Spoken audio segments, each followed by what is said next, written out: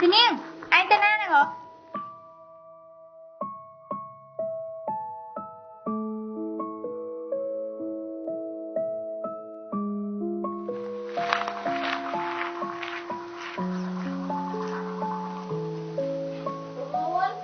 Thằng Luôn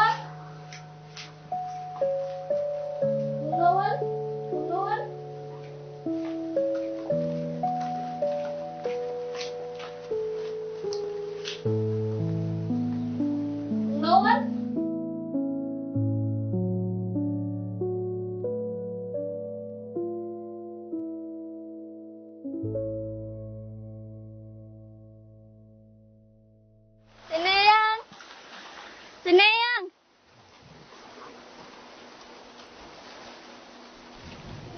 nhìn lưng con hàng ơi. Mà ơi à, đái à, chết ban làm ra chứ hề mới, đi nè nơi rung khan, tạm mê này.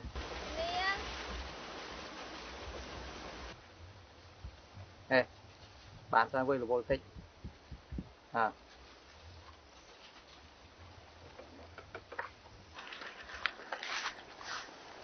Thì Niên mà tụi tê yang quay on ở bong sông tơ. Thì Niên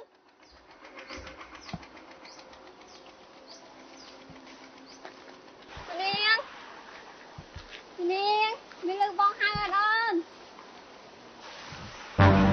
Cái nào ôn sợi? Kim đãรับon sạch nhom. Bong bong sợi niêng mến. Tôi có training đây mến. Đừng cần tập bong score là ba này. À lâu chạy, chăm bong chui đá rô. Thằng tay ôn cho ai vậy mà giang bong sần.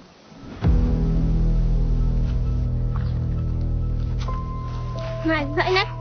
Lên. Lên. Rô đàn nắng à.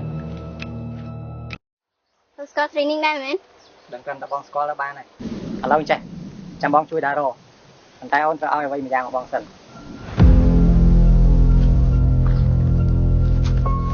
Này dậy nè. Lên. Lên. Rô đàn nắng à. Cầm được nè. Lên. Này xua xua ở trong này. Lên nhanh. Ơi, xua xua ở trong đấy.